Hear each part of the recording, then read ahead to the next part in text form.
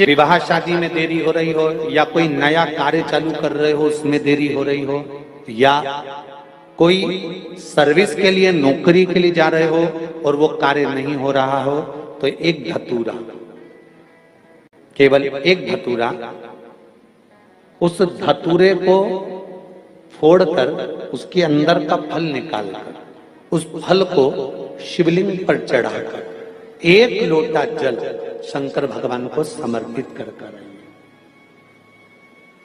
दिन होना चाहिए मंगलवार। कौन सा दिन होना चाहिए? जम के बोलो जरा, मंगलवार। समर्पित करो। उसके बाद में आप विवाह के लिए अगर समर्पित करे हैं तो विवाह में देरी नहीं होगी। व्यवसाय और व्यापार के लिए या नौकरी के लिए समर्पित करे हैं तो उसमें देरी नहीं होगी।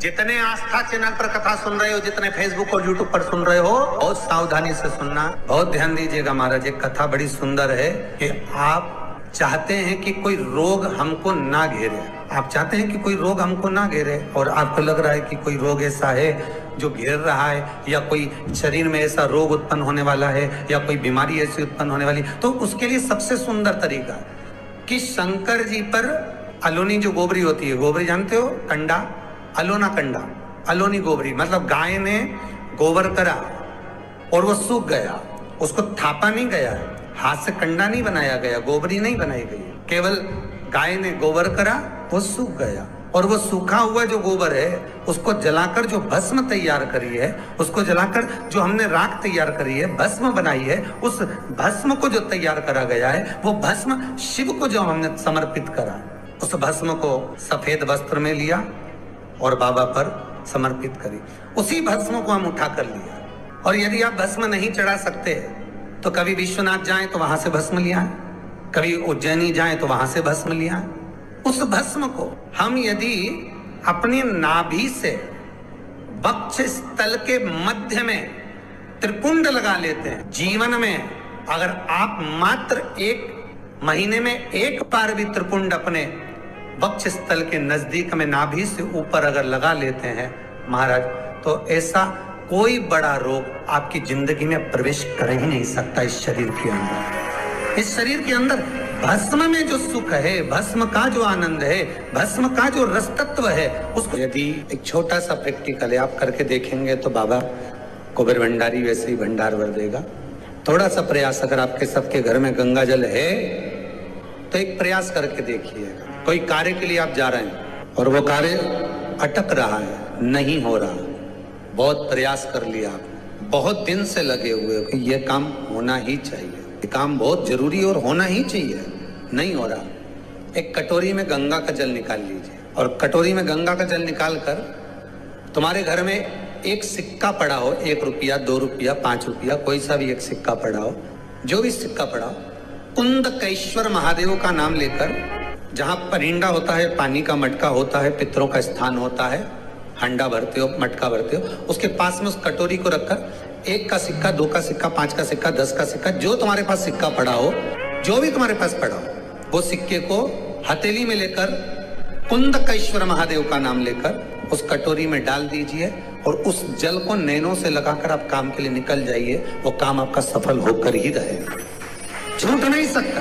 गंगा के जल में वो बल होता है, और आप जो सिक्का डाल रहे हो वो ये समझ कर डालें कि कुंदकेश्वर महादेव को मैं गंगा में स्नान करने के लिए। हमारे यहाँ पहले हमने भी देखा, आपने भी देखा होगा, किसी जब बारिश नहीं होती है या कोई काम अटक जाता है, जब बारिश, तो क्या करते थे पहले के जमाने में कि मंदिर को पैक कर दे, उसमें पानी भर दे शंकर जी के ऊपर। आपने कई जगह देखा होगा, उसमें शिव जी को डुबा, तो किसके लिए डुबाते थे? कुंदकेश्वर महादेव के। ये नियम है कुंदकेश्वर महादेव का। ये कुंदकेश्वर महादेव को उस कटोरी में, उस बाटकी में सिक्के को, और फिर जब आपका काम हो जाए, आप जिससे मिलने गए हो, जिससे काम की बात करने गए और काम हो गया, तो वो जल ले जाकर सिक्के के साथ, सिक्का तो डालो मंदिर में, कहीं दान पेटी आदि में, और वो जल भगवान कुंदकेश्वर के नाम से शिव जी को समर्पित कर दो।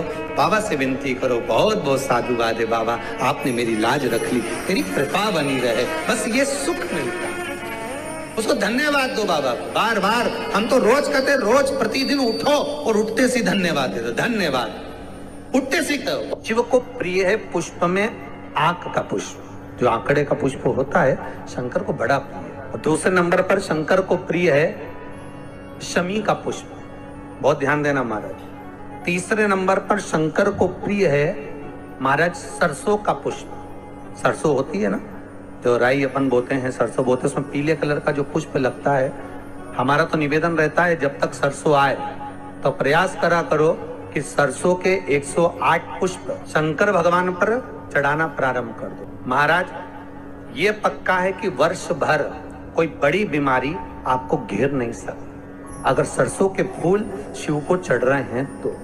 और प्रयास करना कि सरसों का जो पुष्प होता है, सरसों का जो फूल होता है महाराज, अगर कोई व्यक्ति को किडनी या लीवर से जुड़ी हुई कोई तकलीफ होती है या किसी व्यक्ति का एक्सीडेंट हो गया होता है और उसका कोई अंग रह गया हो, कोई शरीर का कोई भाग रह गया और वो काम नहीं कर रहा हो, जैसे किसी के पांव रह जाते हैं एक्सीडेंट के बाद, किसी का हाथ रह जाता है, या कोई अंग काम नहीं कर रहा हो, वहां ब्लड पहुंच नहीं रहा हो, वो जगह एकदम सुन्न हो गई हो, खाली पड़ गई हो, तो उसके लिए शिव महापुराण की कथा कहती है कि सरसों के पुष्प 11 शंकर जी के राइट भाग में, जहां शिव जी के गण दरवाजे के द्वारपाल मणिभद्र जिस जगह पर निवास करते हैं, कौन निवास करते हैं?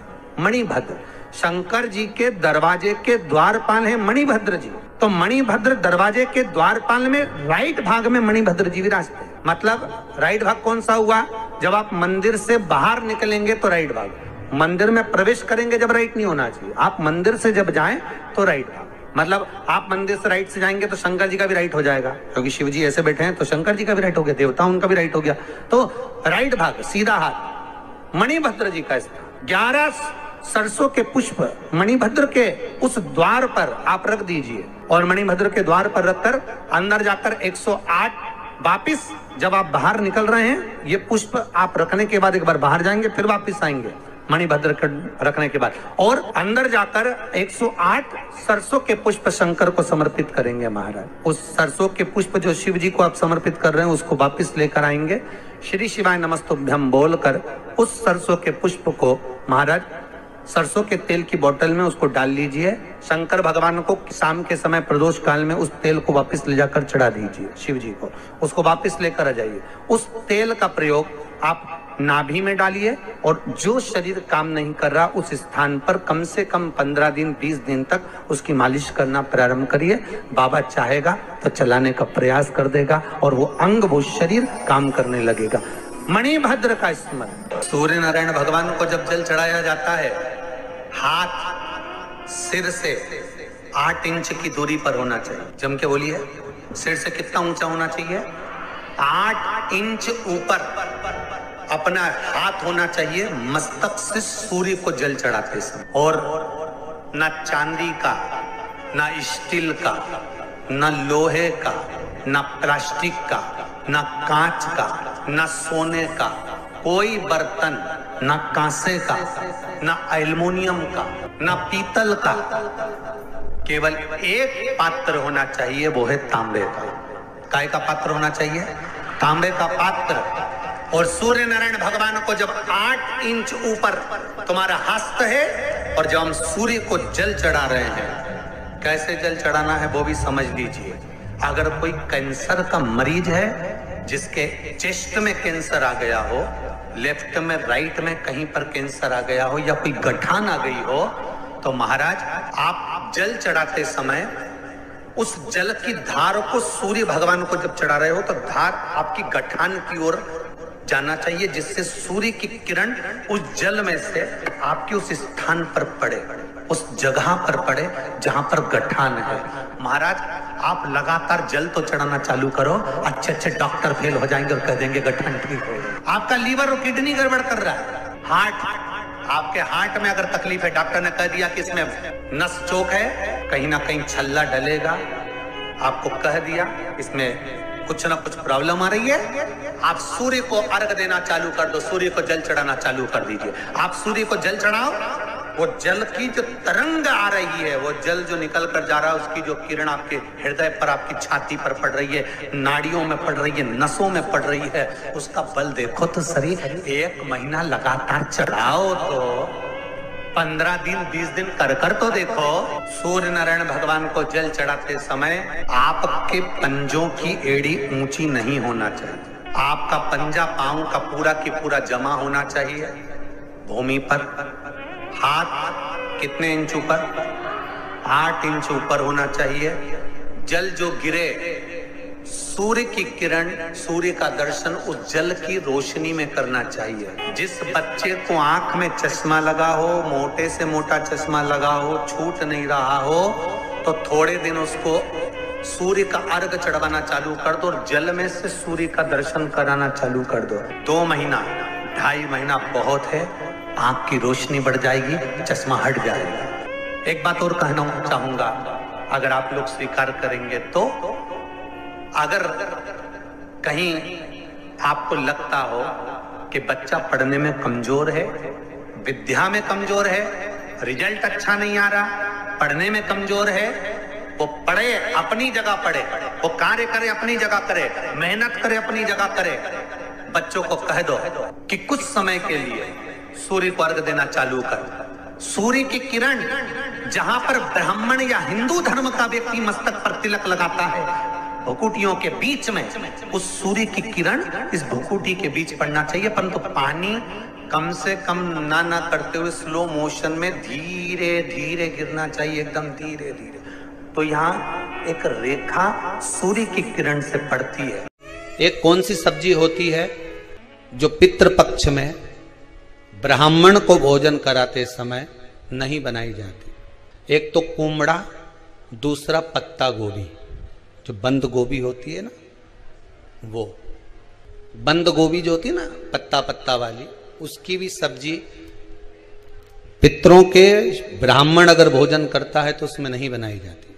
एक कुमड़ा, ये जो पेठा बनता है ना कुमड़ा का, ये भी श्राद्ध पक्ष में नहीं खिलाया जाता। बुरा कोला पेड़ा बोलते, क्या बोलते हैं उसको, उस श्राद्ध पक्ष में उसको भोजन में नहीं दिया जाता, ब्राह्मण के भोजन। श्री शिवाय नमस्तुभ्यम, सब बोलिए एक बार जमकर, श्री शिवाय नमस्तुभ्यम। प्रैक्टिकल जरूर करना, कहीं सियोर वाला महाराज झूठ तो नहीं बोल रहा। शास्त्रों की बातें हमारे जीवन में